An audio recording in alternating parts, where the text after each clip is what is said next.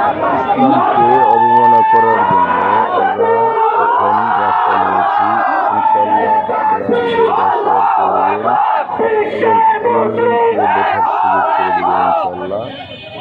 ভাই আমরা একটু কথা শুনি, একটু মেহরবানি করে কথা শুনি, উনি কি বলতেছেন কথা আমরা শুনি। জি আপনি অবশ্যই এই ভিডিওটা শেয়ার করে দেবেন, অন্যকে দেখার সুযোগ করে দেবেন।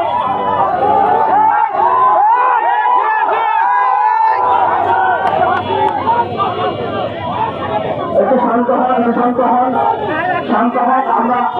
আমরা সবাইকে আমাদের এখানে আমাদের কথা শুনতে হবে, আমাদের কথা শুনতে হবে। এখানে সব মসজিদের সাহেবরা আছেন, এখানে মসজিদের সাহেবরা আছেন, আপনারা তাদের জন্য নামাজ পড়েন। আপনারা শান্ত থাকেন, আপনারা শান্ত থাকেন। কোরআন কারীমের মহব্বত, এখানে হাফেজ কোরআনরা আছেন, ওনাদের সিনার মধ্যে কোরআন কারীম আছে, ওনাদের মহব্বত কোরআন কারীমের প্রতি আমাদের চেয়ে অনেক বেশি ইনশাআল্লাহ।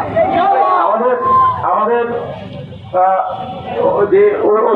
যিনি কথা বলতেছিলেন ওটা কথা আমরা শুনে শেষ করি, কথাটা বলতে চাই না।